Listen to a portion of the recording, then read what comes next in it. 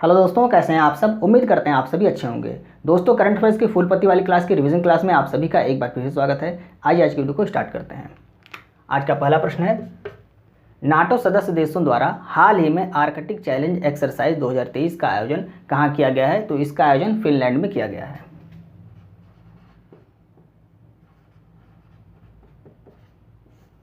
Finland में इसका आयोजन किया गया है। संस्करण कौन सा है? 6वां संस्करण है। उद्देश्य क्या है इसका? तो फिनलैंड की रक्षा करना इसका उद्देश्य है। नाटो स्थापना कब हुई? 1949 में इसकी स्थापना हुई। मुख्यालय इसका ब्रुसेल्स में है। कुल सदस्य देश इसमें 31 हैं और नवीनतम सदस्य देश इसका कौन सा है? फिनलैंड इसका नवीनतम सदस्य देश है। कब शामिल हुआ? अप्रैल 2023 में फिनलैंड नाटो में शामिल हुआ, आपको याद रखना है। स्कैंडिनेवियन देश कौन कौन से होते हैं? तो नॉर्वे, स्वीडन, डेनमार्क, फिनलैंड और आइसलैंड, ये 5 देश कौन से देश हैं? स्कैंडिनेवियन देश होते हैं, आपको याद रखना है। बाल्टिक देश कौन से होते हैं? इस्टोनिया, लातविया और लिथुआनिया, ये क्या है? ये बाल्टिक देश हैं। अब ललन टॉप देख लेते हैं हम एक्सरसाइज के बारे में। तो सिलिनेक्स 2023 ये किसके बीच हुआ अभ्यास? भारत और श्रीलंका के बीच हुआ। फ्रिंजेक्स 2023 अभ्यास भारत और फ्रांस के बीच हुआ। लॉकशील्ड 2023 अभ्यास किसके बीच हुआ? तो ये नाटो का साइबर सिक्योरिटी अभ्यास है, आपको याद रखना है। कोप इंडिया ये भारत और यूएसए के बीच हुआ। साइक्लोन अभ्यास ये भारत और मिस्र के बीच पहली बार हुआ, इसलिए यह इंपॉर्टेंट है, आपको याद रखना है। धर्म गार्जियन भारत और जापान के बीच होता है। सूर्य किरण भारत और नेपाल के बीच होता है। काजिंद अभ्यास किसके बीच हुआ? भारत और कजाकिस्तान के बीच हुआ। गरुड़ शक्ति अभ्यास भारत और इंडोनेशिया के बीच हुआ। तर्कस युद्धाभ्यास किसके बीच हुआ? भारत और यूएसए के बीच हुआ, आपको याद रखना है। दूसरा प्रश्न देखते हैं। डॉक्टर मनसुख मंडाविया ने हाल ही में राष्ट्रीय खाद्य सुरक्षा और मानक प्रशिक्षण केंद्र का उद्घाटन कहाँ पर किया है? तो इसका उद्घाटन गाजियाबाद में किया गया है। यह कहाँ पर है? उत्तर प्रदेश में है।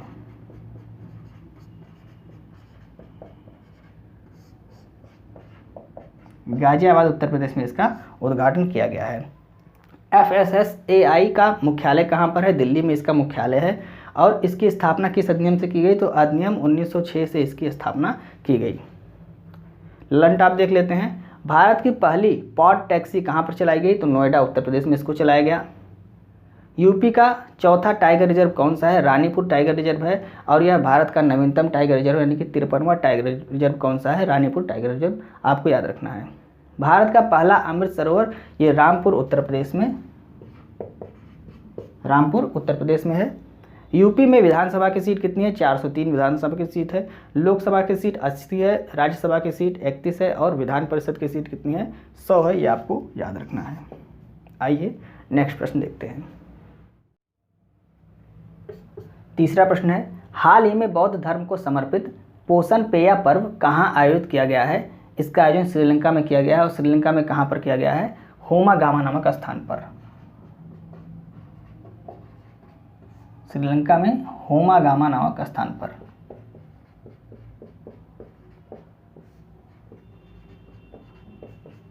इसको भी याद रखना है। श्रीलंका में इसका आयोजन किया गया है। कहाँ पर? होमा गामा स्थान पर इसका आयोजन किया गया है। जून माह की पूर्णिमा के दिन इसको मनाया जाता है, अभी आपको याद रखना है। बुद्ध पूर्णिमा या बैसाख पूर्णिमा, इस दिन भगवान बुद्ध का जन्म भी हुआ था। भगवान बुद्ध को ज्ञान की प्राप्ति भी हुई थी और भगवान बुद्ध को मोक्ष की प्राप्ति भी इसी दिन हुई थी, यानी कि किस दिन? बुद्ध पूर्णिमा या बैसाख पूर्णिमा के दिन। ज्ञान प्राप्ति को क्या कहा जाता है? अभिधम्म चक्र कहा जाता है। और मोक्ष प्राप्ति को क्या कहा जाता है? महापरिनिर्वाण कहा जाता है, आपको याद रखना है। फोर्थ यानी कि चौथी बौद्ध संगीति कहाँ पर हुई थी? कुंडलवल कश्मीर में चौथी बौद्ध संगीति हुई थी। ललन टॉप देख लेते हैं। पहला प्रश्न है, जल्लीकट्टू त्यौहार कहाँ पर मनाया जाता है? तमिलनाडु में मनाया जाता है। धानु यात्रा पर्व और नुआखाई पर्व ये कहाँ पर मनाया जाता है? उड़ीसा में मनाया जाता है।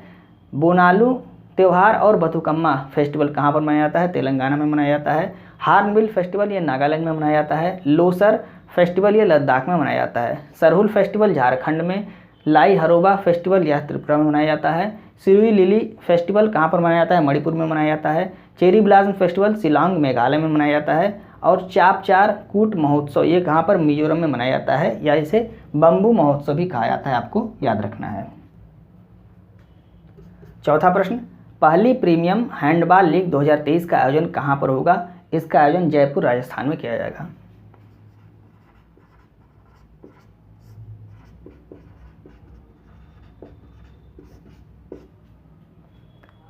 कहाँ पर किया जाएगा? तो सवाई मानसिंह स्टेडियम में इसका आयोजन होगा।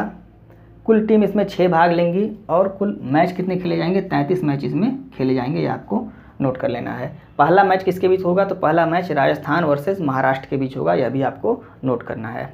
अब आइए ललन टॉप देखते हैं। 18वीं स्काउट एवं गाइड जम्बूरी का आयोजन कहाँ पर किया गया? पाली राजस्थान में किया गया। मुख्यमंत्री चिरंजीवी योजना की बीमा राशि कितनी है? 25 लाख इसको कर दिया गया है। पहले यह 10 लाख थी, अब कितनी हो गई? 25 लाख हो गई है। राजस्थान में कितने ज़िले हैं? तो 50 ज़िले हो गए हैं और 19 संभाग हो गए हैं, आपको याद रखना है।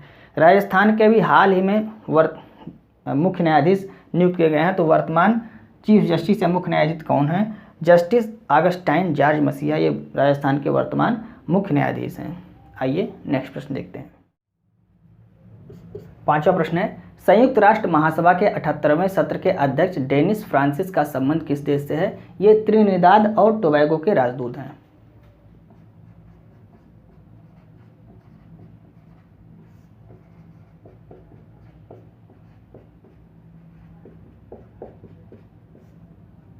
त्रिनिदाद और टोबैगो के राजदूत हैं।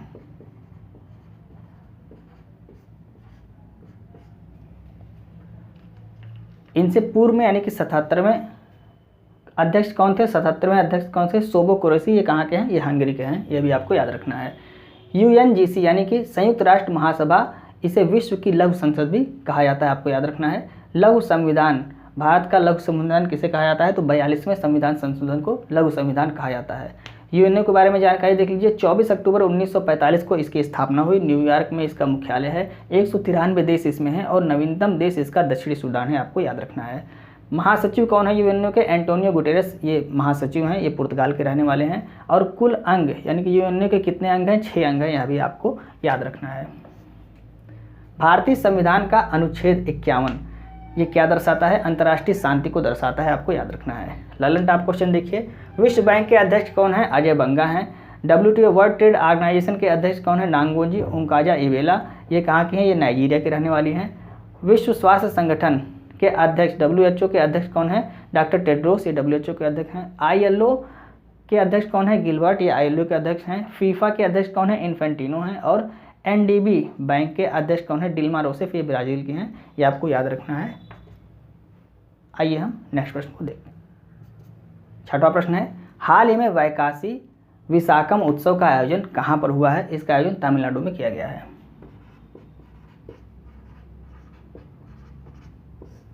तमिलनाडु में इसका आयोजन किया गया है। ये भगवान मुरुगन की जयंती पर इसे मनाया जाता है। भगवान मुरुगन किसको कहा जाता है? तो कार्तिकेय भगवान जो है इनको भगवान मुरुगन तमिलनाडु में कहा जाता है और इनकी जयंती पर यह मनाया जाता है, आपको ध्यान रखना है। बुराई पर अच्छाई की जीत के लिए इस त्यौहार को मनाया जाता है। ललन टॉप क्वेश्चन देखिए। कोरोमंडल तट ये कहाँ पर है? तमिलनाडु में है। मैटूर बांध ये कावेरी नदी पर है, तमिलनाडु में। और दक्षिण भारत की पहली वंदे भारत एक्सप्रेस ट्रेन कहाँ से कहाँ तक चलाई गई? मैसूर से चेन्नई के बीच चलाई गई, आपको याद रखना है। दोस्तों, अगर आपको इस वीडियो की PDF चाहिए तो आप हमारे Telegram channel RK competition classes को ज्वाइन कर सकते हैं, जिसका लिंक आपको इस वीडियो के डिस्क्रिप्शन में मिल जाएगा। आप वहाँ से टेलीग्राम चैनल को ज्वाइन करके PDF को प्राप्त कर सकते हैं। आइए नेक्स्ट प्रश्न देखते हैं। 7वां प्रश्न है, हाल ही में चर्चा में रहा जूनो खटिया गांव का संबंध किस राज्य से है?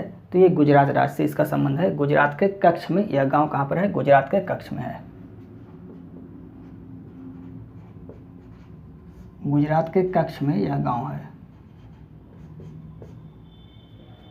यहाँ पे अभी हाल ही में खुदाई हुई और खुदाई में हड़प्पा सभ्यता के अवशेष यहाँ से प्राप्त हुए हैं। कौन से अवशेष मिले हैं? मिट्टी के बर्तन, सीप की चूड़ी और कब्र स्मारक। जैसे मिस्र का पिरामिड वो भी एक कब्र है, उसी तरह से यहाँ पर कब्र स्मारक प्राप्त हुए हैं। कहाँ से? जूना खटिया गांव, ये कहाँ पर है? गुजरात के कच्छ में यह गांव स्थित है, आपको याद रखना है। यह जो अवशेष प्राप्त हुए 5000 वर्ष पुराने हो सकते हैं, ऐसा बताया गया है। यह स्थान धौलावीरा से 150 किलोमीटर दूर है। कौन सा स्थान?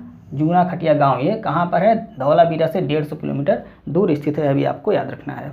हड़प्पा सभ्यता का संग्रहालय कहाँ पर बनाया गया है? राखीगढ़ हरियाणा में हड़प्पा सभ्यता का संग्रहालय बनाया गया है, आपको याद रखना है।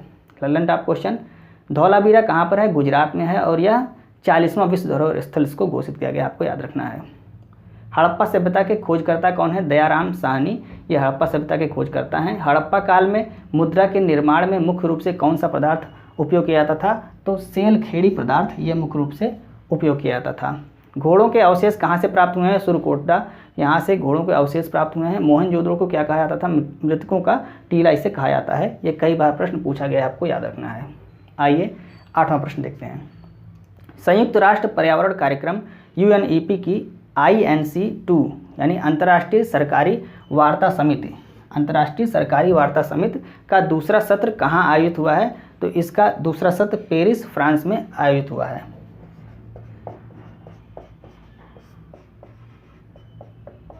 पेरिस, फ्रांस में इसके दूसरे सत्र का आयोजन हुआ है। 2022 में बैठक कहाँ पर हुई थी? उरुग्वे में इसकी बैठक हुई थी 2022 में। 2023 में कहाँ पर हुआ है दूसरा सत्र? पेरिस, फ्रांस में इसका आयोजन किया गया है। उद्देश्य क्या है? तो प्लास्टिक प्रदूषण समाप्त करना इसका उद्देश्य है, आपको याद रखना है। UNEP की पहली बैठक कब हुई थी? 5 जून 1972 में UNEP की यानी कि यूनाइटेड नेशन एनवायरनमेंट प्रोग्राम की पहली बैठक कब हुई थी? 5 जून 1972 को हुई थी। और इसीलिए 5 जून को क्या मनाया जाता है? विश्व पर्यावरण दिवस मनाया जाता है। आज 5 जून है, तो 5 जून को क्या मनाया जाता है? विश्व पर्यावरण दिवस मनाया जाता है, आपको याद रखना है। ललन टॉप क्वेश्चन देखिए, COP27 इसका आयोजन कहाँ पर किया गया? मिस्र, शर्म अल शेख में इसका आयोजन किया गया है। COP28 का आयोजन कहाँ पर होगा? दुबई, संयुक्त अरब अमीरात में इसका आयोजन होगा नवंबर-दिसंबर में। COP15 का आयोजन मॉन्ट्रियल, कनाडा में इसका आयोजन किया गया है। ये जलवायु परिवर्तन से संबंधित है। और COP1 1995 में पहली बार बर्लिन में इसका आयोजन किया गया था। COP3 1997 ये क्योटो प्रोटोकॉल से संबंधित है। और क्योटो प्रोटोकॉल किससे संबंधित है? तो ग्रीन हाउस गैस जो होती है उसके उत्सर्जन को कम करने से यह संबंधित है, आपको याद रखना है। आइए नेक्स्ट प्रश्न देखते हैं। 9वां प्रश्न है, हाल ही में पिछले 2 दशकों की भारत की सबसे भीषण ट्रिपल ट्रेन दुर्घटना कहाँ हुई है? उड़ीसा के बालासोर में यह दुर्घटना हुई है।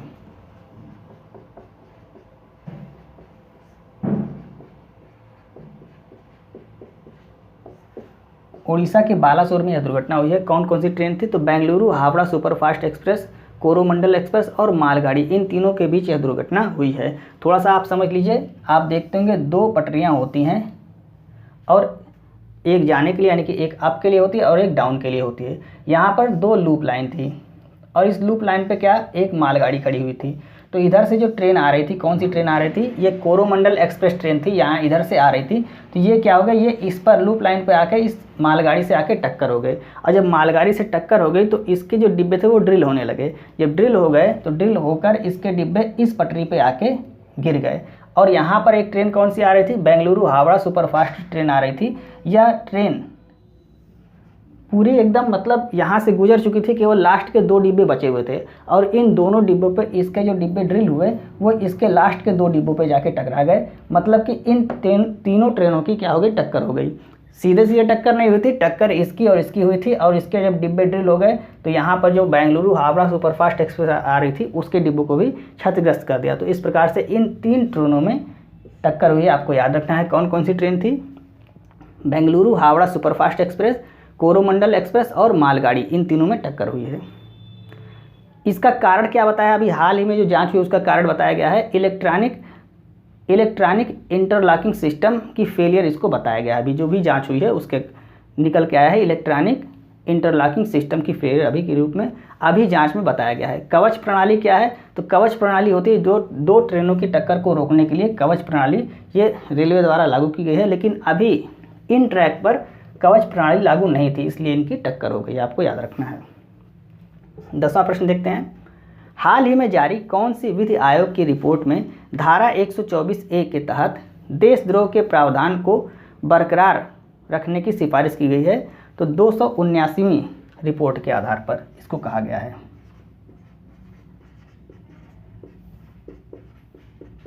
279वीं रिपोर्ट के आधार पर कहा गया है। इसमें कहा, इस रिपोर्ट में कहा गया कि देशद्रोह का प्रावधान रहना चाहिए, यानी कि उसको हटाया नहीं जाना चाहिए। क्यों? क्योंकि आईपीसी 1860 की धारा 124A राष्ट्रीय सुरक्षा को खतरा के बारे में बताती है। और राष्ट्रीय सुरक्षा को खतरा सोशल मीडिया, कट्टरपंथी और अलगाववादी घटनाओं से हो सकता है। और इसके कारण राष्ट्रीय सुरक्षा की दृष्टि से देशद्रोह का जो प्रावधान है उसको हटाया नहीं जाना चाहिए, इस रिपोर्ट में कहा गया है। और इसमें यह भी कहा गया है कि अनुच्छेद 19A में जो विचार और अभिव्यक्ति की स्वतंत्रता है, इस पर उचित प्रबंधन भी किया जाएगा, इस पर इस रिपोर्ट में कहा गया है। लल्लन टॉप देख लीजिए। 22वें विधि आयोग के अध्यक्ष कौन है? ऋतुराज अवस्थी ये 22वें विधि आयोग के अध्यक्ष हैं। वर्तमान में कौन है? ऋतुराज अवस्थी हैं। अगर आपसे कहे कि पहले विधि आयोग के अध्यक्ष कौन थे, तो MC सीतलवाड़ी ये पहले विधि आयोग के अध्यक्ष थे। वित्त आयोग की किस अनुच्छेद में है? तो अनुच्छेद 280 में ये वित्त आयोग के बारे में बताता है। UPSC के बारे में अनुच्छेद 315 बताता है। NCSC के बारे में अनुच्छेद 338 बताता है और NCST के बारे में अनुच्छेद 338A बताता है। NCST का मतलब क्या होता है? National commission for scheduled tribe, ये NCST होता है, और national commission for scheduled caste ये होता है NCSC होता है। ये आपको ज्ञात रखना है। तो ये अनुच्छेद के बारे में थी। तो ये थी फूल पत्ती वाली क्लास के 10 महत्वपूर्ण प्रश्न, जिसको हमने कम समय में आपको रिवाइज कराने की पूरी कोशिश की। उम्मीद है आपको वीडियो अच्छी लग रही होगी। यदि आपको वीडियो अच्छी लग रही हो तो आप इसे अपने दोस्तों को भी शेयर करें और वीडियो को लाइक और सब्सक्राइब करना ना भूलें। कमेंट करके आप जरूर बताएं करें कि वीडियो में क्या कमी रह गई है और क्या इसमें और एक्स्ट्रा हमको ऐड करना चाहिए। तो जब आप कमेंट करेंगे तो हमें पता चलता है और आपके कमेंट से हमें मोटिवेशन मिलता है। तो उम्मीद करते हैं आप कमेंट करके जरूर बताएंगे कि वीडियो कैसी लगी आपको। मिलते हैं नेक्स्ट वीडियो में।